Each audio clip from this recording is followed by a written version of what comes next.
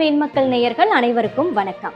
நீங்க வாடகை வீட்டில் குடியிருப்பவரா இல்ல வீட்டின் உரிமையாளரா?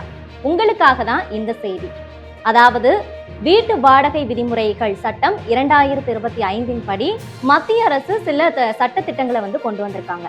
என்ன அப்படின்னா, இனிமே வாடகைதாரர் 2 மாத வாடகையை மட்டுமே அட்வான்ஸா கொடுத்தா போதும்.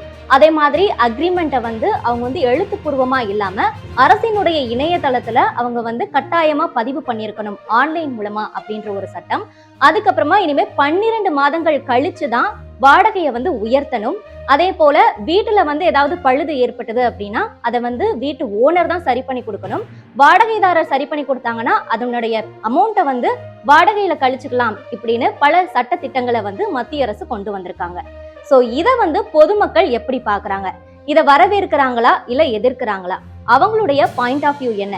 வாங்க கேட்டு தெரிஞ்சுக்கலாம். இந்த சட்டம் போட்டாங்களா, அவங்க கிட்ட ஒரு வீடு இருக்காங்களா, அவங்க ஃபர்ஸ்ட் 2 மாசம் தான் வாங்குறாங்களான்னு கேளுங்க. அதுக்கப்புறம் நம்ம எல்லாருக்கும் போயிட்டு இதே 2 மாசம் வாடகை கொடுக்கலாம். சப்போஸ் அவர் காலி பண்ணல, நாளைக்கு பிரச்சனை பண்ணால் ஹவுஸ் ஓனருக்கு என்ன பாதுகாப்பு இருக்குது? இப்போ வாடகைதாருக்கு பாதுகாப்பு கொடுக்குறீங்க, ஓகே.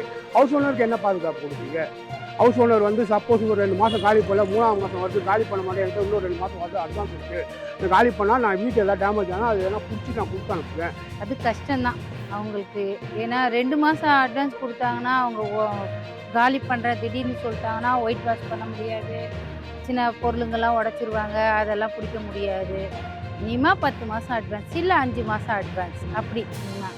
ஆனால் திடீர்னு ஏன் அது சட்டத்துக்கு வந்ததுன்னு தெரியாது அண்ணா எங்களுக்கு. ஆனால் இப்போ 2 மாதம் அட்வான்ஸு அது இப்போ காலி பண்ணுறாங்க. இப்போ ஒருத்தங்க ரெண்டல் இருக்காங்க, நம்ம வீட்டில் காலி பண்ணுறாங்கன்னா இப்போ பெயிண்டிங் சொல்லி வாட்டர் கேஷ் நம்ம எடுப்போம். இப்போ 10,000 ரூபா பெயிண்டிங் பார்த்தா பிடிக்கணும். ஆனால் அவங்க அட்வான்ஸே ஃபுல்லாக 2 மாதம் இப்போ 10,000 நம்ம வாடகை கொடுத்தோம்னா இப்போ 2 மாதம் 20,000 தான் அவங்க இருக்குது.